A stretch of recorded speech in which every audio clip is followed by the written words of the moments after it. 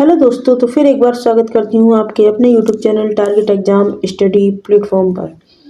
दोस्तों, आज की वीडियो हिंदी पेडागोगी पर है। तो जितने ही बच्चे C TET, UP TET, S TET की तैयारी कर रहे हैं, तो आप लोग को पता होना चाहिए कि इसमें हिंदी पेडागोगी के काफ़ी क्वेश्चन पूछे जाते हैं। तो आज हम इस वीडियो में बात करेंगे ऐसे मोस्ट इम्पोर्टेंट क्वेश्चन की, यानी हिंदी पेडागोजी की, जितने जितने भी कॉन्सेप्ट हैं, जैसे भाषा अधिगम है, भाषा शिक्षण है, या एक बच्चे से जुड़े प्रश्न है, एक अध्यापक से जुड़े प्रश्न है, इन प्रश्नों को समझेंगे। तो जितने भी क्वेश्चन आप इस वीडियो में देखेंगे वो एनसीईआरटी बेस्ड पर आधारित होंगे।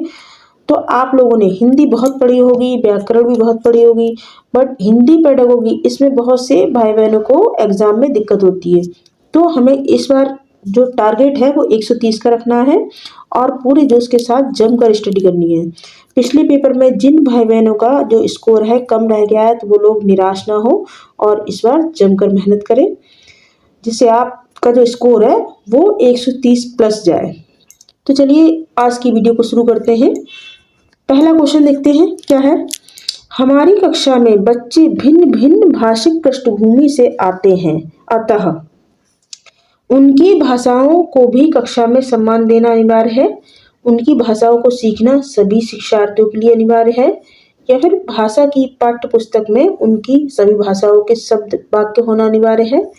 उनमें भाषा के आधार पर भेदभाव करना चाहिए। क्या राइट आंसर होगा? क्या इसका राइट आंसर होगा, या कौन सा ऐसा ऑप्शन है जो पॉजिटिव वे में है, बच्चों के लिए उचित है? कौन सा है, गैस कीजिए। तो देखिए, उनमें भाषा के आधार पर भेदभाव करना चाहिए, रॉन्ग पॉइंट है। भाषा की जो पाठ्य पुस्तक में उनमें सभी भाषाओं के शब्द वाक्य होना अनिवार्य है, ये भी रॉन्ग पॉइंट है। उनकी भाषाओं को सीखना सभी शिक्षार्थियों के लिए अनिवार्य है, ऐसा भी कोई रूल नहीं है। उनकी भाषाओं को भी कक्षा में सम्मान देना अनिवार्य है, ये सही है। बच्चे अलग अलग पृष्ठभूमि से आते हैं, अलग अलग स्थान से आते हैं, उनकी भाषा में चेंज तो देखने को मिलेगा, लेकिन उनकी भाषाओं को भी कक्षा में सम्मान देना चाहिए। तो आपका राइट ऑप्शन जो होगा, ऑप्शन ए आपका राइट हो जाएगा। नेक्स्ट क्वेश्चन है,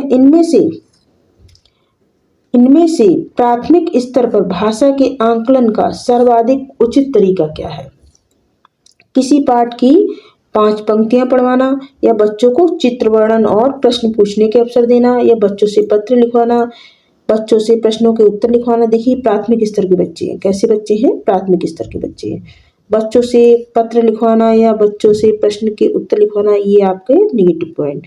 किसी पाठ की 5 पंक्तियां पढ़वाना, ये भी आपका रॉन्ग पॉइंट। लेकिन बच्चों को, यानी छोटे बच्चे हैं, इनको चित्र के माध्यम से इनको सिखाना, प्रश्न पूछने के अवसर देना, ये आपका सही तरीका है। तो option B is the right answer. अब देखते हैं क्वेश्चन नंबर 3। किस शब्द में एक प्रत्यय का प्रयोग नहीं किया गया है? आपको गौर करना है, नहीं में पूछा जा रहा है।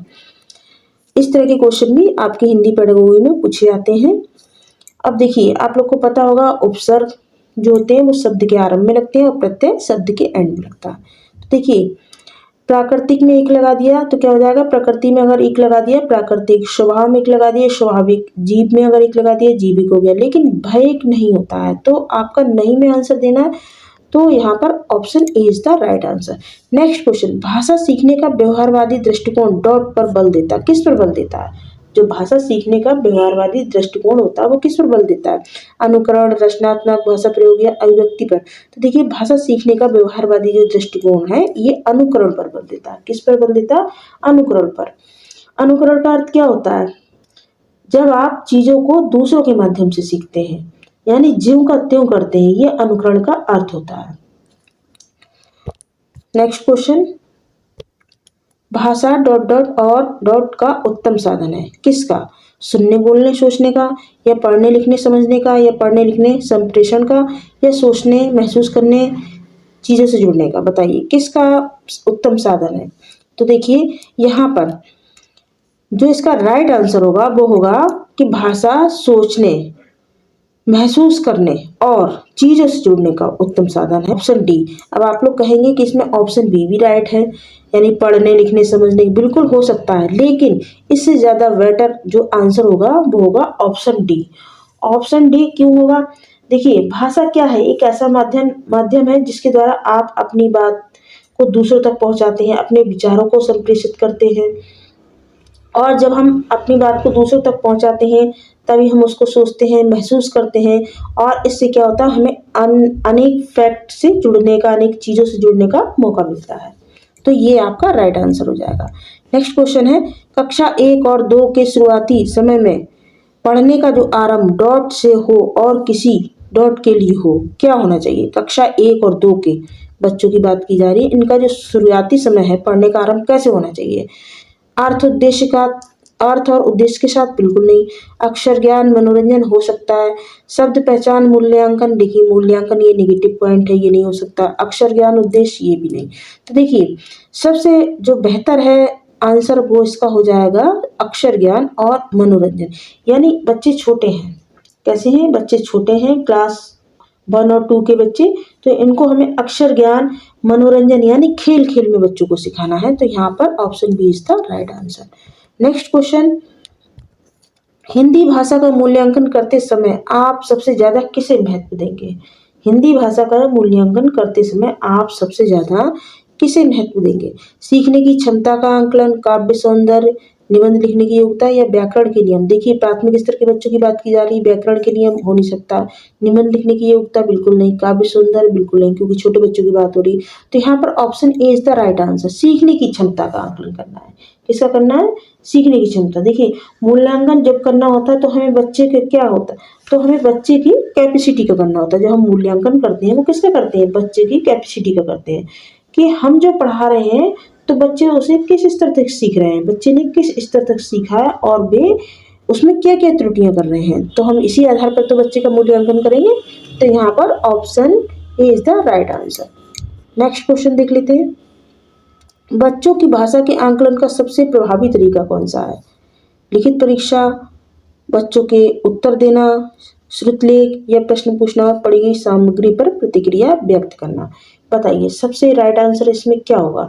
लिखित परीक्षा नहीं, प्रश्नों के उत्तर देना नहीं, श्रुतलेख इसका क्या मतलब होता है? इसका मतलब होता है जो आपने सुना हूबहू वैसा ही लिख देना, ये होता है श्रुतलेख।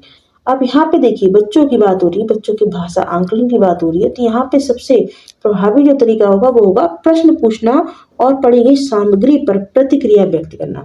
देखिए भाषा आंकलन का सबसे बेस्ट तरीका होता है कि बच्चों से प्रश्न पूछना, और प्रश्न पूछने का मतलब होता है क्लासरूम में बच्चों से क्वेश्चन को पुटअप करना और बच्चे भी उसका आंसर दें। यानी ये बच्चों को प्रोत्साहित करता है। ये जो तरीका होता है क्लासरूम में बच्चों से क्वेश्चन करने का, ये क्या करता है? बच्चों को मोटिवेट करता है, बच्चों को प्रोत्साहित करता है और इससे बच्चों का जो होता है वो एक खुले विविध वातावरण से संपर्क होता है। तो ये तरीका बेहतर है भाषा के आंकलन का। नेक्स्ट क्वेश्चन है, भाषा प्रयोग के विविध रूपों को जानने के लिए सर्वाधिक उपयोगी साधन हो सकता है? बताइए क्या हो सकता है? बाल साहित्य का विविध उपयोग, सुंदर ढंग से छपी पुस्तकें, शिक्षक की विविध विधियों का संपूर्ण ज्ञान या फिर उच्च स्तरीय लेखन सामग्री? बताइए भाषा प्रयोग के विविध रूपों को जानने के लिए सर्वाधिक उपयोगी साधन जो हो सकता है वो हो सकता है बाल साहित्य का विविध उपयोग। यानी किसकी बात की जा रही है? यहाँ पर छोटे बच्चों की बात हो रही है, तो उनको हम किस तरह से सिखाएंगे? बाल साहित्य के द्वारा, उसका विविध प्रयोग करके। अगर जो बच्चे हैं वो प्राथमिक स्तर के हैं तो आप भाषा का प्रयोग किस रूप में करेंगे? विविध रूपों में करेंगे, चित्र सामग्री के द्वारा करेंगे, बाल साहित्य के द्वारा करेंगे।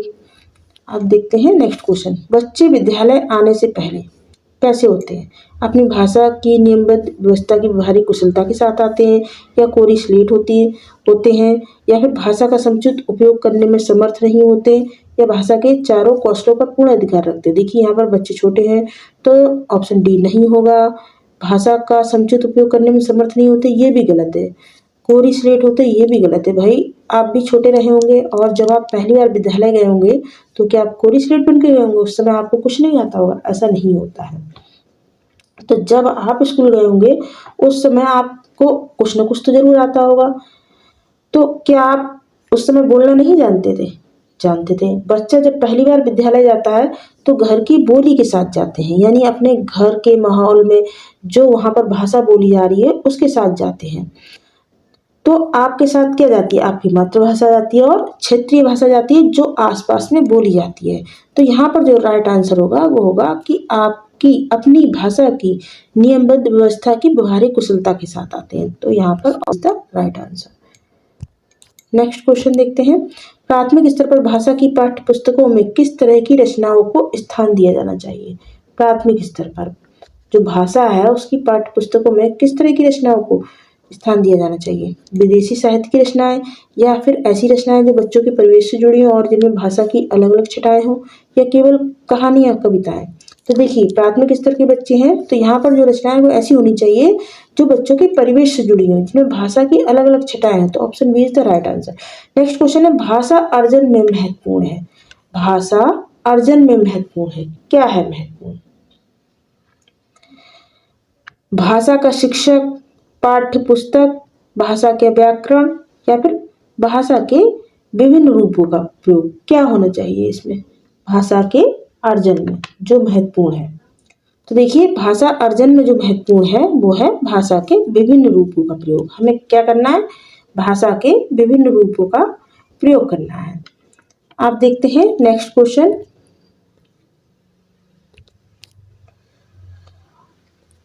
मोहित पढ़ते समय एक बार अटकता है, उसे पढ़ने में कठिनाई होती है, उसकी जो समस्या है मुख्यतः किससे संबंधित है? देखिए, मोहित एक बच्चा है और वह अनेक बार अटकता है, किसमें? पढ़ने में। उसे पढ़ने में कठिनाई होती है तो उसकी समस्या जो है किससे संबंधित है? पठन रुचि से। क्या उसे पढ़ने में रुचि नहीं, इससे संबंधित है? या बुद्धि लब्धि से? ऐसा नहीं हो सकता, ये दोनों रॉन्ग पॉइंट है। डिस्ग्राफिया, ये देखिए लिखने से संबंधित होता है। किससे होता है? लिखने से। मगर बच्चों को प्रॉब्लम किससे है? पढ़ने में है। तो यहाँ पर देखिए एक ही ऑप्शन आपका बच रहा है। क्या बच रहा है? डिसलेक्सिया। डिसलेक्सिया यानी ऑप्शन डी। डिसलेक्सिया जो है वो किससे संबंधित है? पढ़ने से। और डिस्ग्राफिया लिखने से। नेक्स्ट क्वेश्चन है, कक्षा 1 के बच्चे डॉट डॉट एवं डॉट डॉट से प्राप्त बोलचाल की भाषा के अनुभवों को लेकर विद्यालय आते हैं। घर परिवार पड़ोसी, या घर परिवार टीवी, घर परिवार परिवेश, या घर परिवार दोस्त? इसमें से क्या राइट आंसर हो सकता है? तो देखिए, इसका राइट आंसर होगा घर परिवार परिवेश, यानी कक्षा 1 के बच्चे घर परिवार एवं परिवेश से प्राप्त बोलचाल की भाषा के अनुभवों को लेकर विद्यालय आते हैं। तो option C is the right answer. Next question, भाषा क्या है? भाषा क्या है? एक नियमबद्ध व्यवस्था है, विद्यालय में सीखी जाती है, या नियमों की जानकारी से निखरती, या सदैव व्याकरण के नियमों का अनुगमन करती? क्या है भाषा? तो देखिए, भाषा जो है वो एक नियमबद्ध व्यवस्था है। क्या है? एक नियमबद्ध व्यवस्था, यानी भाषा एक साधन है अभिव्यक्ति का।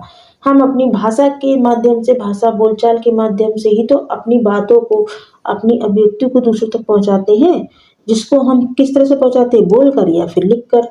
तो यहाँ पर एक नियमबद्ध व्यवस्था है भाषा।